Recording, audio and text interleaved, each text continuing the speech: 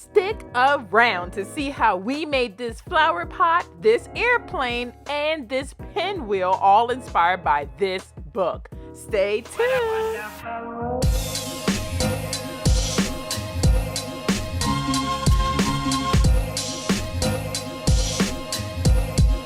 What a wonderful world.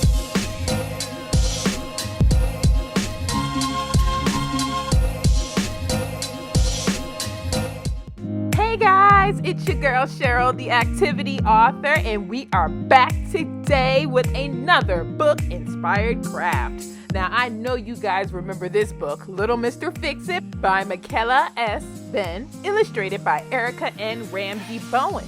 Well, it should sound familiar to you guys because we already pulled 3 crafts from this book. And if you missed it, be sure to check out this video right here. Just click the card up top and it'll take you right to it, but you definitely need to see it because you guys need to catch up to where we are today, okay? So make sure y'all check that out. But in case you haven't heard, Little Mr. Fix-It is an adorable book about little Josiah, aka Little Mr. Fix-It, and his dad checking things off of his to-do list on a Saturday afternoon. Now, we love seeing a good father-son bond, especially on a Saturday afternoon while mama's at home, taking it easy, relaxing, as she should. So, if you are out here promoting father-son relationships and bonding and spending time with your kids, then this is the book for you. With these beautiful illustrations, I know you guys are going to want to get this for the kids, so go ahead and drop down to that description box right now and see how you can get this book, and make sure you follow our author, Micaela, because she is a woman of many talents and she can tell you how to sell and promote your books. So y'all definitely want to check her out and go follow her on Instagram. All right, guys, so let's go ahead and get into some of these awesome crafts that I pulled from this book. Okay, so this first craft was inspired when they walked into the store and I saw these flower pots and I was like, oh, we could totally make that. So I took an aluminum can and I'm going to style it 2 different ways. So I am going to do a mosaic style first by putting the glue all over the can. There's my daughter, 3-year-old Kimmy, helping me out. And we're going to then take some of these dyed coffee filters we had from our 4th of July craft. If you haven't seen that, check that one out too. But we are taking those scraps that we had left over and we are putting them all over the can. And this is something kids can do on their own. They won't need us for it. I'm just kind of helping her by turning the can and suggesting where she should put them. But this is all her. And when it's dry, it looks just like this. So cute, right? And another thing you can do to that can is you can paint it. So here's my daughter painting the can. And we're going to add some decorations on top of this. And you guys can choose whichever flower pot style you like, or you can do something that I didn't suggest, but there you go. So we're going to decorate this pink one with, oh, there we go. We have some leftover construction paper that we had from our Father's Day. I think it's the paint splash one. This one right here. Click the card up top if you want to see where we got these beautiful paint splotched pieces. That's how I explain them. And we're just going to finish up this design by using some glitter glue sticks for the hot glue. And this is the final look. Nice, right? And you guys can put some soil in there, plant a real flower, or use some fake flowers. Nobody gonna judge you. And we're gonna go ahead and move to the second craft. Now, this airplane craft came from this page where we see Josiah carrying a toy airplane from the store. So I figured we can make one out of popsicle sticks. And I actually have 2 different ways. So if you want an easy, quick way to make an airplane, you can use this method.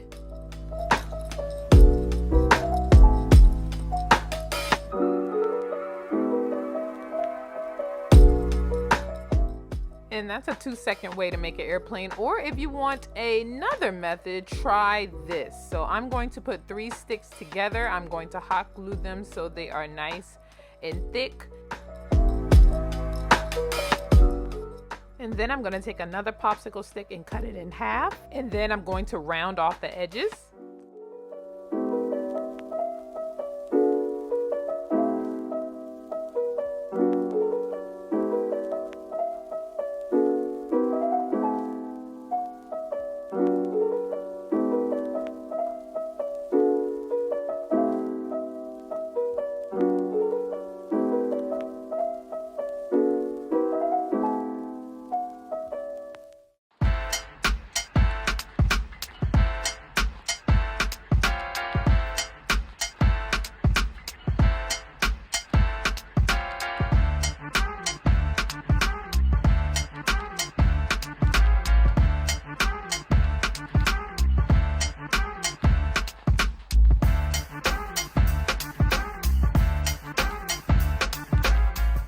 And I am finishing the propeller with a gold bead, and that's just for aesthetics. You don't have to have that, but we're just gonna glue it to the front and our plane is done. Look how easy this was.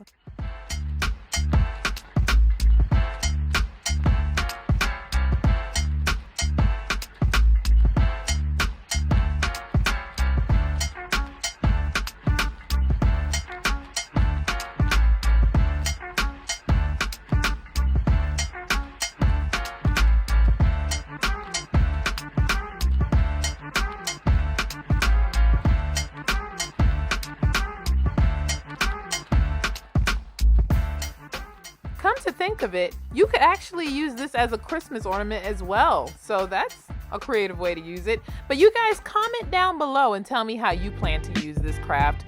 And don't forget to like this video and subscribe so you can stick around. I mean, you're almost halfway done with the video anyway. All right, y'all, let's go ahead and move on to the very last craft. So we kept seeing this pinwheel throughout the story. We saw it in the car, and then we saw it again at the store when they were checking out. So I said, oh, that's definitely a sign that we need to make this for our next craft. So I'm gonna show you guys how to make this using household items only. All right, so start out with a sheet of construction paper. Mine is 18 inches by 12 inches, but you don't need it that big, honestly. And this is way too big, and I'll show y'all at the end what this ends up looking like, but it's way too big for a pinwheel. All right, go ahead and cut the excess off because we ultimately want a square to work with. I want you to fold it one more time so we have 4 folded lines to work with. And then you're going to grab those scissors and you're going to cut halfway down the folded line like I did so you can fold the paper just like this. You want it to stick in the middle, okay? So you're gonna do that for each fold. You're gonna cut on the fold just like this, halfway down. And this is the look you want before we start folding. Now, I would have rather used a glue stick for this, but I'm gonna just use the Elmer's glue because that's right next to me. I'm gonna put a little bit of glue in the center and I'm going to fold the right side of that triangle. I'm going to skip the other side, fold the other right side, skip a side, then fold. So basically I'm folding the right side of each of the triangles to the inside like this. And you're going to make them all meet in the center because that's going to be our pivot point, and let it sit until it dries. Now the bad thing about liquid glue is it's going to take a minute to dry. That's why I'm still holding it. But if you want it to be faster, I would use hot glue or glue stick. So I'm going to show you really quickly one more time what that looks like with this beautiful marbled printed sheet that we did in this craft. You can see this craft on my channel as well. Just click the card up top. But this is how we printed this paper. It was super simple and super fun. So I was going to try to use tape, but tape does not work because this is actually cardstock. So I had to use a hot glue gun.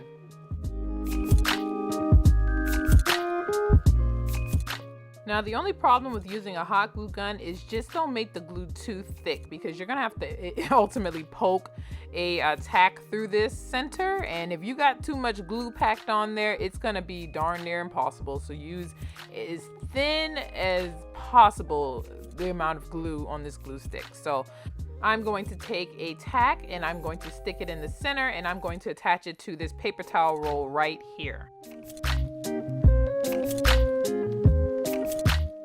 Now I wish you could just take the tack and stick it into the paper towel roll like this, but it's not enough leverage to hold it. So what you're gonna need is a paper clip. And I took a paper clip and I unfolded it and I basically made a L shape and I fished it through paper towel roll and I used that as my leverage. And then I took the hot glue gun and I put some glue all around it so it doesn't move and it stays in place. And then I take the pinwheel and I'm opening up the hole a little bit with my tack. And when I feel that it is big enough, I'm going to slide it on my paper clip and it will be able to spin just like this. And to keep the pinwheel in place, I'm going to take a little piece of an eraser and I am going to put it on my paper clip just like this. I'm not going to push it down too tight, but just leave enough room so that it can spin freely, and you are done. That is how you make a pinwheel.